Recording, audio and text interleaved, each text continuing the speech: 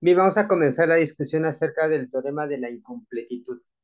¿Entendieron el alcance del teorema de la incompletitud? Que a la larga dice, existen verdades en todo sistema lógico que no pueden ser derivados, que no se implican de los principios que originalmente generan ese conjunto lógico, que llamamos axiomas. ¿Sí lo entienden, Sí, Karen? Sí, más o menos. Más o menos. Lo que quiere decir es esto. Ustedes pueden argumentar ciertas cosas a partir de fundamentos, pero va a llegar un punto de la discusión que van a generar verdades que ya no tienen que ver para nada con sus principios, con los primeros axiomas y con sus primeras verdades, sino que se autogeneran. Y por eso se llama teorema de la incompletitud, porque dice que todo sistema está incompleto. ¿Y eso qué quiere decir? Que existen verdades que no pueden ser demostradas y siguen siendo verdades. ¿Se acuerdan que les dije que en matemáticas lo importante era la demostración? sí, Entonces Sí, imagínense ahorita en dónde puso Gödel el pie. Porque si en matemáticas no todo puede ser demostrado, entonces ¿en qué posición nos deja las matemáticas? ¿En qué posición nos está dejando el 2 más 2 es igual a 4? ¿Se dan cuenta que la deja en una posición comprometedora?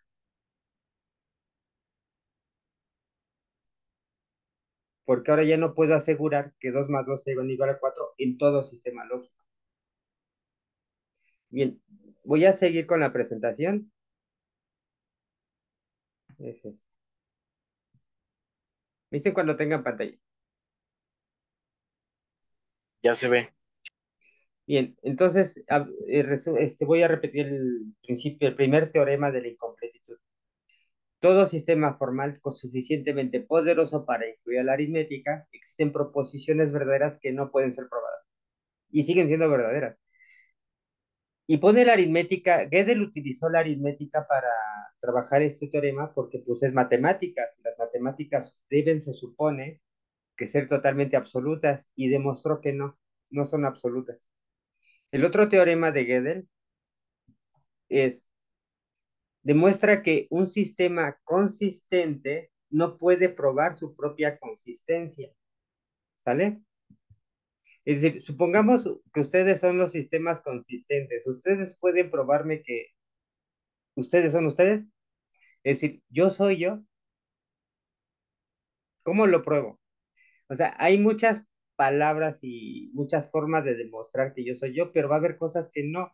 De hecho, de ahí surgen los problemas existenciales, ¿sale? El problema existencial es que de alguna manera nosotros por intuición a veces dudamos de que nosotros hacemos o no hacemos cosas correctas o hacemos o no hacemos cosas que van acorde a nuestra forma de ser o sentir o pensar y nos metemos en conflictos existenciales de ¿soy yo? ¿O qué es? O sea, ese es un problema de intuición propia, pero también se extiende a las matemáticas. Las matemáticas no pueden probar su propia autoconsistencia.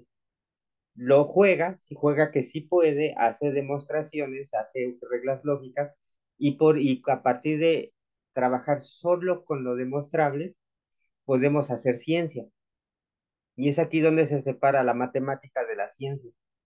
Porque la matemática se sigue discutiendo acerca de la existencia de cosas y pueden o no existir.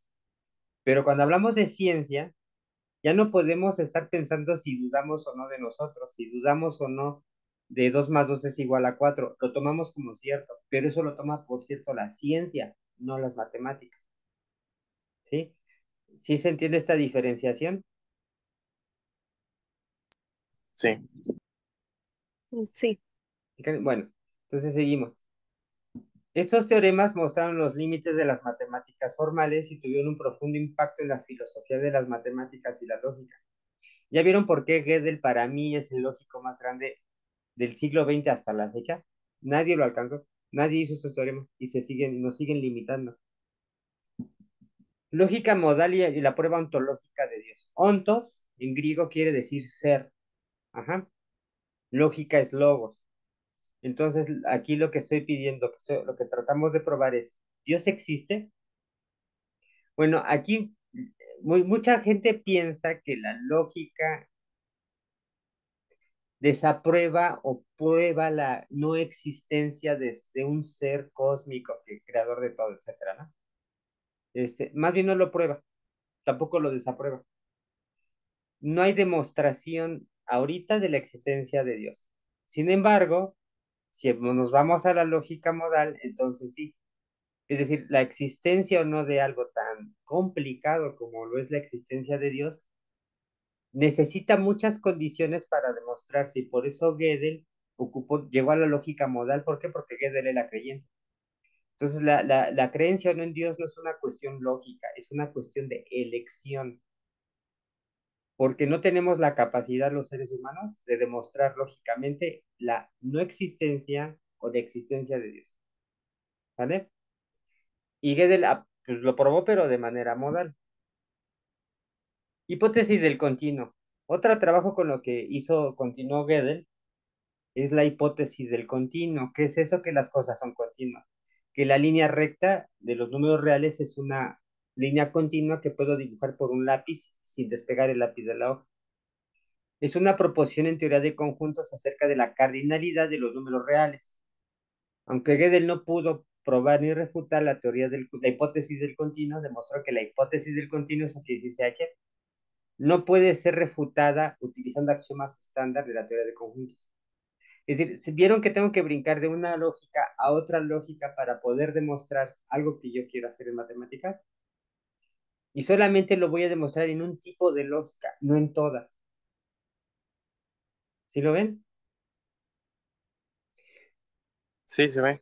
Entonces, cuando Sí. nosotros estemos haciendo matemáticas en la escuela, lo que estamos ocupando es una lógica aplicada a esas matemáticas, de esa materia. Ajá. ¿Que podemos extenderla a muchas áreas? Sí. La misma matemática que están ocupando en geometría, la pueden ocupar en física, y de hecho se ocupa en física, porque la física ocupa lo que sí está demostrable, lo que sí se puede agarrar. Lo que no se puede agarrar, lo que no se puede demostrar, sigue siendo matemáticas, pero ya no está en la física. Lo puede ocupar la física para hacer hipótesis, ideas, teorías, pero no algo así. Y uno de ellos es la hipótesis del continuo. Así como un reloj, como el tiempo es continuo, no se detiene, sigue. Después de emigrar a Estados Unidos en 1940, ya cuando fueron prácticamente casi ya perseguidos por el gobierno nazi, Gödel se unió al Instituto de Estudios Avanzados en Princeton, donde desarrolló una estrecha amistad con Albert Einstein. Se interesó profundamente en la filosofía, particularmente en el platonismo matemático. La idea de que los objetos matemáticos existen independientemente de la mente humana. Es decir, los triángulos existen, sí, así pensaba Gödel, que los triángulos existen por sí mismos, que los círculos existen por sí mismos, y la mente humana solamente los capta. Los teoremas de incompletitud de Gödel revolucionaron la comprensión de los fundamentos de las matemáticas y demostraron que ningún sistema formal puede ser tanto completo como consistente. Sus resultados llevaron a la reevaluación de los programas formalistas y logísticas, como el de Hilbert, que es otro matemático, que buscó establecer una base completa y consistente con las matemáticas. ¿Vale? Los trabajos de Gödel influyeron en el desarrollo de la teoría de computación y el trabajo de Alan Turing. Alan Turing fue, a ver, les platico un poquito de la historia de Alan Turing. Alan Turing fue un inglés que desarrolló las primeras lenguajes de programación para computadora y los utilizó para descifrar mensajes secretos de los nazis, que se codificaban sus idiomas para ser claves y que no se puedan entender, códigos secretos. Entonces Turing diseñó un programa para descifrar códigos secretos nazis y poderlos interpretar al inglés. Eso hizo Turing. Y eso fue influenciado por Gödel sobre la decibilidad y las máquinas. ¿Vale? Gödel defendió una visión platónica de la matemática. argumentando que las entidades matemáticas existen independientemente del conocimiento de ellas. Su trabajo también influyó en la filosofía de la mente, la inteligencia artificial, sugiriendo límites fundamentales en lo que puede ser formalizado y computado. Ahora, ¿de qué manera se está utilizando ahorita esta visión de Gödel del problema de la incompletitud en la inteligencia artificial? ¿Sí han utilizado ChatGPT? Sí, Bien, Sí. bien, ven que hay un ChatGPT que te parece como el nuevo, el ChatGPT 4, versión 4 punto no sé qué. Está, ya te habla como si fuera persona.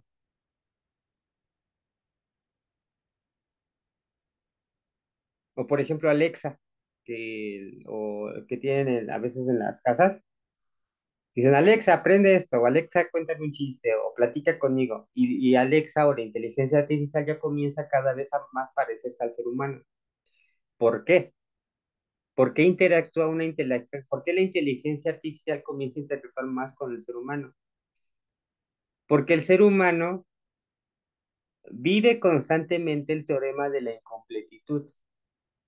Ustedes cuando en su interacción diaria lo están aplicando todo el tiempo, viven todo el tiempo el teorema de la incompletitud. Nosotros cuando comunicamos ideas, cuando pedimos unos tacos, cuando pedimos o queremos información de algo y le preguntamos a una persona, sabemos que la información no está completa o nos la dice parcialmente. Y nuestra mente, ¿qué hace? La complementa.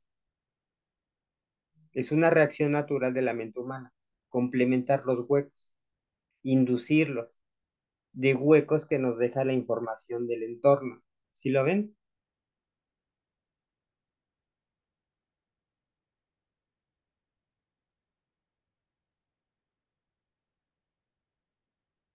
¿Sí me siguen? Sí. Bien, entonces, ¿qué hace la inteligencia artificial? A la inteligencia artificial tengo que programarla con una lógica de respuesta, es decir, si está lloviendo y perdón, si está nublado y está cayendo agua del cielo, entonces está nublado. Si lo hago así tan cerrada, la inteligencia artificial va a parecer robótica, va a parecer muy, muy parca, muy seca. Pero si le programo una lógica modal, una lógica difusa, es decir, si está lloviendo, entonces podría estar nublado. Perdón, si está nublado, podría estar lloviendo. Ya es distinto porque estoy abriendo un marco de posibilidad, estoy abriendo una lógica que no tiene una sola solución. Esa incompletitud está aplicada en la inteligencia artificial. Y así se programan las computadoras para que la inteligencia artificial se parezca más a la mente humana. Tiene su propia lógica. Bien, entonces, Gödel no solo hizo avances técnicos extraordinarios, sino también abordó cuestiones filosóficas profundas que siguen siendo objetos de debate y estudio. Sus teoremas de incompletitud no solo transformaron nuestra comprensión de las matemáticas, sino que también plantearon preguntas fundamentales sobre la naturaleza del conocimiento y la verdad. Gödel es reconocido como uno de los lógicos más importantes de todos los tiempos, y su legado continúa inspirando, desafiando a físicos, a matemáticos, filósofos y científicos. ¿Hasta aquí tienen algún comentario o pregunta? ninguno. Karen. No, todo bien. Bien, vamos a hablar ahora de unos axiomas, ya sabemos que son axiomas, verdades por sí mismos, ¿sale? Los axiomas de Zermelo-Fraenkel, que son los axiomas que hablamos acá. ¿Dónde están? Ahí están, déjame ver.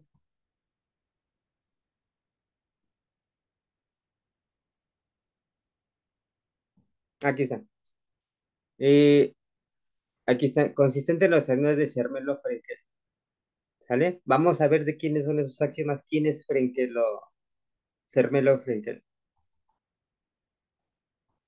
Bien, bien, los axiones son una colección de axiomas que forman la base de la teoría de conjuntos en matemáticas, es decir, son verdades, son proposiciones que considero ciertas por sí mismas, ya no hay que demostrarlas, son y punto. ¿Por qué? Pues porque los necesito para que se construya así todo lo demás, que forman la base de la teoría de conjuntos en matemáticas. Estos axiomas están diseñados para evitar paradojas y proporcionar una estructura sólida para el estudio de los conjuntos. Y aquí vamos a ver un resumen de Zermelo-Fraenkel. Existe algo que se llama axioma de extensionalidad. Aquí lo que quiero que noten es que hay dos lenguajes, tres de hecho. Está el lenguaje común, está el lenguaje matemático y está el lenguaje visual. En matemáticas existen estos tres lenguajes y ustedes eligen con cuál se sienten más cómodos. Si se dan cuenta, no estoy metiendo números, estoy metiendo lenguaje, porque las matemáticas son un lenguaje, más que cálculos, es cómo se perciben estas ideas en la cabeza y cómo las relacionan, ¿vale? Entonces, en el lenguaje común, como el axioma de extensionalidad dice, dos conjuntos son iguales si tienen los mismos elementos. Suena lógico, ¿no? Suena sentido común, ¿cierto? ¿Entienden ese concepto? Dos conjuntos son iguales si tienen los mismos elementos.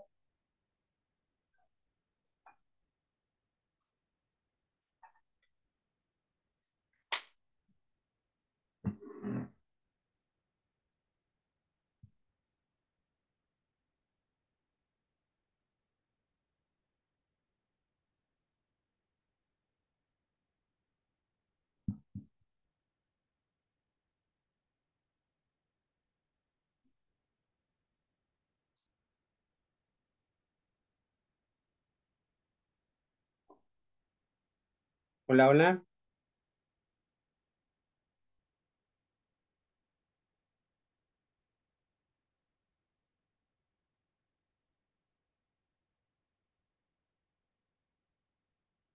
Probando, probando. Hola. ¿Así me Se escuchan? escucha trabado, Ah, ¿se quedó trabado? Ya de regresamos. distorsión. Pues ya estamos aquí, probando, probando. Ya más o menos. Ya, ya. Bien, voy a repetir lo que dije, que sí, es posible que observen que aquí tenemos tres lenguajes. Lenguaje escrito, lenguaje simbólico y lenguaje visual. ¿Sí lo ven? Sí, Sí. Bien, voy a leer el lenguaje escrito. Ahorita no se preocupe por el lenguaje simbólico. Lo voy a leer de manera que se entienda. Pero tienen la idea ya de lo que se está escribiendo. Dos conjuntos son iguales y tienen los mismos elementos. ¿Esos los tienen en su mente? Sí. Bien, ahora, lo sí, mismo está escrito abajo. Voy a leerlo de abajo para que se entienda lo de arriba. Ese símbolo con cuña con un palito, donde pongo el cursor a quiere decir para todo o para toda. Ajá. Entonces lo voy a leer. Para todo conjunto A, las letras mayúsculas van a indicar conjuntos. Entonces, para todo conjunto A y todo conjunto B, para toda X o para todo, las minúsculas van a representar elementos. Para toda X.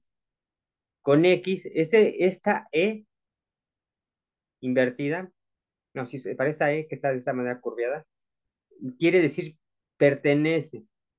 Es el símbolo de pertenencia. Entonces, X pertenece a. Este conectivo lógico, que es una flecha en doble sentido, es sí y solo sí. Sí, solo si pasa lo siguiente, ¿no? Entonces, si X pertenece a, sí, solo si X pertenece a B, entonces A es igual a B. ¿Sí lo ven? Sí. En un lenguaje sí, visual que estoy viendo. Bueno, si lo que veo en el espejo, los puntos corresponden a mis puntos y lo que yo veo es mi reflejo, entonces soy yo. ¿Sí lo ven? Sí. Bien, sí, eso quiere decir, ese es el axioma de extensionalidad. Si lo que yo veo en el espejo corresponde a lo que yo soy, entonces soy yo. O sea, porque corresponde a mis ojos, corresponde a mi cabello, corresponde a mis labios, etcétera. Eso quiere decir este axioma. Siguiente axioma, el del conjunto vacío. Existe un conjunto que no tiene elementos y lo vamos a llamar vacío. ¿Sale? Voy a leer esto en este lenguaje. Esta E invertida existe, es el símbolo de existencia. Entonces dice, existe un conjunto A, acuérdense que las A son conjuntos, existe un conjunto A que para todo elemento X no existe en A, ¿sale? Este símbolo, ¿se acuerdan que era el de pertenencia a la E? Pero aquí tengo un Sí, símbolo de pertenencia con una rayita, es decir, está como cancelando, así como no estacionarse, pero aquí es no existe. Ah, lo voy a leer. Existe el conjunto A para toda X o elemento de A, tal que X no pertenece a, existe A para toda X, tal que X, este quiere decir, es lo mismo que la rayita aquí, no pertenece a, ¿vale? Son las dos formas de escribirlo, no pertenece, ¿vale? Y en una definición más esotérica, es matemática, pero son esotérica la que les voy a decir, es cómo defines que un elemento pertenece al conjunto vacío. Bueno, un elemento pertenece al conjunto vacío cuando es igual a sí mismo, pero también es distinto de sí mismo. Es igual y distinto de sí mismo. O sea, es una contradicción, ¿sale? Axioma del par. Para cualquier conjunto A existe un conjunto B que contiene exactamente al conjunto A y al conjunto B, ¿sale? Aquí voy a leerlo. Para toda A y para toda B conjuntos existe un conjunto C tal que para toda X está en C, sí, solo si X es elemento de A, tal que, no, I, perdón, esta es una I, o, perdón, o, o X está en B. ¿Te acuerdas, Cristian, de esta cuña al revés de la clase pasada?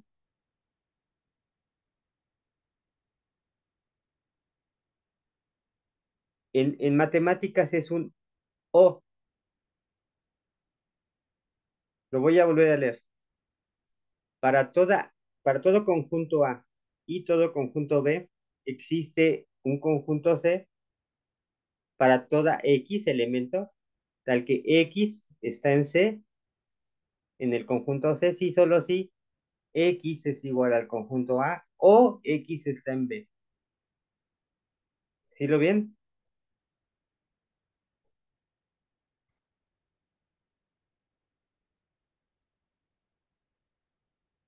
¿Sí me siguieron ese mm, lenguaje simbólico? sí, Bien, así es como vamos a Sí, ir leyendo en matemáticas las cosas. Es como enseñarles otro idioma. Vamos a ver axiomas de unión. Para cualquier conjunto A, existe un conjunto que tiene todos los elementos de conjuntos que están en A. Elementos. Ojo, estoy hablando, existe un conjunto A, tal que existe un conjunto que tiene todos los elementos y ese conjunto le vamos a llamar unión. ¿Sale? Entonces tenemos, ese es el lenguaje escrito, ese es el lenguaje simbólico que dice, para todo conjunto A existe un conjunto B, porque para toda X está en B, sí, solo si X está en C. Es decir, X está en la unión. Es lo que está diciendo aquí. X está en C o X está en A. Aquí BS. ¿Sale?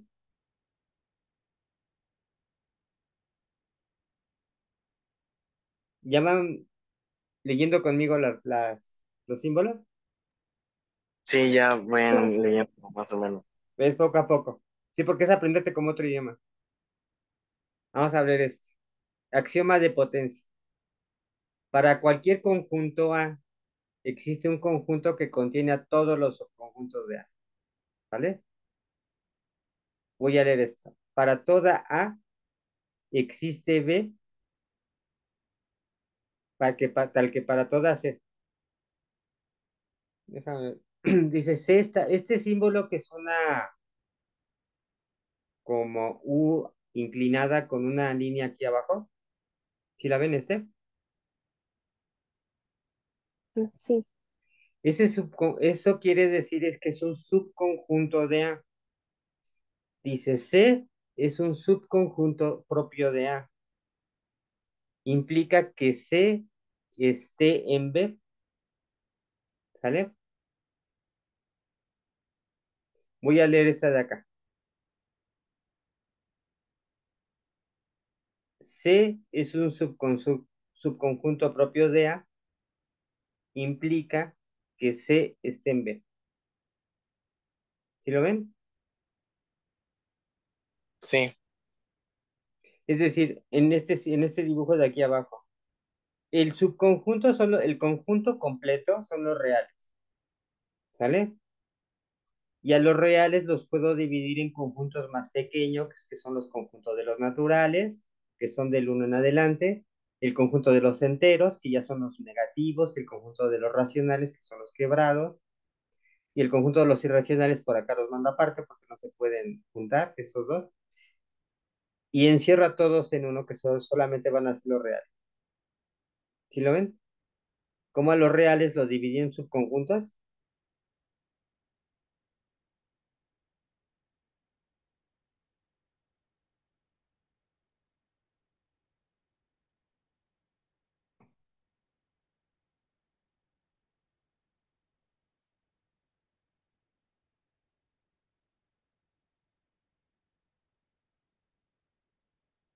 ¿Sí me siguen? Sí. Y en regularidad, todo conjunto no vacío contiene un elemento que es disjunto, es decir, que no se puede, que no está junto. Por ejemplo, aquí, si tú tienes aquí este conjunto de frutas, pero tú separas un subconjunto, tu conjunto universo son las frutas, pero tus conjuntos son las manzanas, las peras y las sandías, ¿vale? ¿Cuál es tu conjunto complementario o tu conjunto disjunto? El conjunto disjunto es el que no está pegado a, ajá, es el que está por fuera. Tu conjunto disjunto son los que no son A, que en este caso son la fresa, la naranja y el plátano. ¿Sí lo ven? Sí. Bien, ahora, ¿cómo voy a leer esta parte aquí? Para toda A, sí se ve. con A distinto del vacío, este símbolo de igual con la rayita es distinto del vacío, implica que existe B, tal que B está en A, y y está y X y A intersección B es igual al vacío. Si yo quiero intersectar A y B, tengo cosas en común entre A y A complemento, que es esta. No hay cosas en común, ¿verdad? Aquí tengo naranja, pera y sandía. Y aquí tengo fresa, plátano y naranja. ¿Tengo cosas en común, frutas en común? No. Entonces la intersección es vacía. Si no tengo nada en común entre conjuntos, la conjunto es vacía. Y es lo que está diciendo aquí. A intersección B es igual al vacío. ¿Sale? Y axiomas de especificación. Para cualquier conjunto A y cualquier propiedad definible, propiedad incluso relaciones o funciones, existe un subconjunto de A que contiene exactamente aquellos elementos que cumplen AP, es decir, la propiedad. Es como el juego de las sillas. Los elementos podemos considerarlos que las personas están en un conjunto y las sillas están en otro conjunto, ¿sale? Entonces, existen personas que se le asocian a sillas, ¿sale? Existieran personas que no les toque silla, pues sí, pero están fuera del conjunto, ¿Sí lo ven?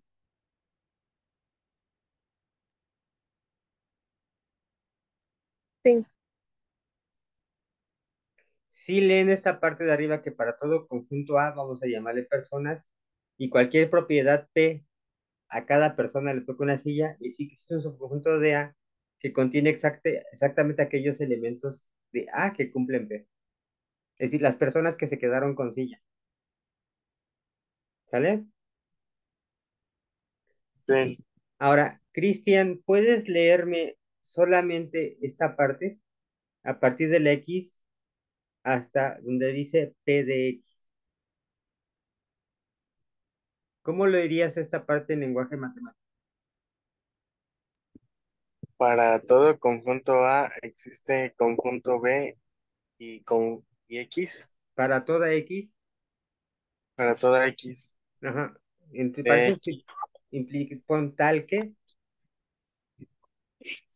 es X es B, sí X para pertenece, X pertenece a la B, sí porque sí sí, solo para sí, sí solo sí, X pertenece a la A o P y la y cuña P hacia arriba es y, P y de X, P, P de X, P de es la X, función de X. Lo voy a leer. X pertenece a B, sí, solo sí, X pertenece a y P de X, es decir, pertenece a los dos conjuntos, a A y a P de X. ¿Sí quedó más claro? sí, Bien, vamos aquí. Axioma del infinito, es que existe el conjunto infinito. Es decir, existe un conjunto no numerable, que no puedes asignarle un número nada más. A ver, Karen, léeme de lo que está dentro del paréntesis en la parte más cercana en esto. Esta U, manéjala como unión, ¿sale?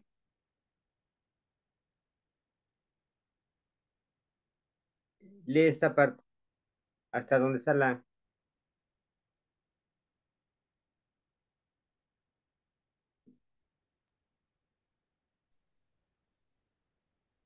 X, la E es pertenece, ¿no? Sí, X pertenece a A y la flechita de qué era. entonces, X pertenece a A y entonces X es unión de X. ya te lo voy a leer. Oh, sí. X pertenece a, entonces, o implica, si X pertenece a, entonces, X unión el conjunto de X pertenece a. Cuando tenemos las cosas entre llaves, ya no hablamos de elementos, sino de conjuntos, ¿sale? Entonces, aquí este X no está solito, es un conjunto. Entonces dice, X pertenece a, implica que X unión conjunto de A, de X pertenece a, ¿sale? Bien, aquí, axioma de reemplazo. Si F es una función definible, entonces para cualquier conjunto A, la imagen de A bajo F también es un conjunto. Es decir, conjuntos generan conjuntos, ¿sale? A un conjunto le voy a llamar dominio, a otro conjunto le voy a llamar codominio o rango, y el rango va a ser mi conjunto de elementos que van de A a B. ¿Sí lo ven? sí, Y ya por último, el axioma de Lexia. Para cualquier conjunto A de conjuntos no vacíos, aquí sí estoy indicando ya que no son vacíos, existe una función de elección que selecciona un elemento de a cada conjunto de A. Es decir, puedo graficar. Eso es el sistema, quiere decir este axioma de elección. Me permite graficar. Si ven lo voy a leer y vean la gráfica y me dicen si pueden relacionar estas ideas. Dice, para cualquier conjunto A de conjuntos no vacío, aquí llámenle X y Y. Existe una función de elección, que es la que se grafica, que selecciona un elemento de X a un elemento de Y. ¿Se entiende mejor?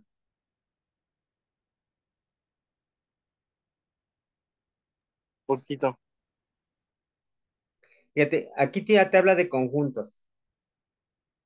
Llámale conjunto eje X y eje Y. ¿Sale? Entonces tú te puedes decir que existe una relación entre X y Y que yo puedo dibujar. Y esa es mi elección. La elección es lo que tú quieras dibujar. ¿Sí lo ves? Pero vas a relacionar elementos de X con elementos de Y. ¿Y ya han graficado? Ya, ¿Ves que relacionas elementos de X con elementos de Y y llenas una tablita y generas una gráfica?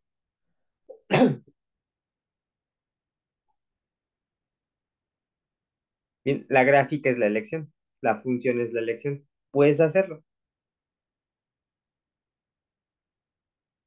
Es como ir a la tortillería y decidir por qué cuadras estás eligiendo. ¿Por qué? Porque el entorno te lo permite.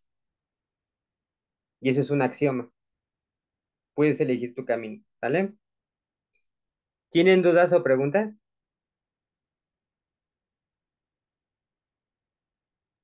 nada más me enredé en lo último.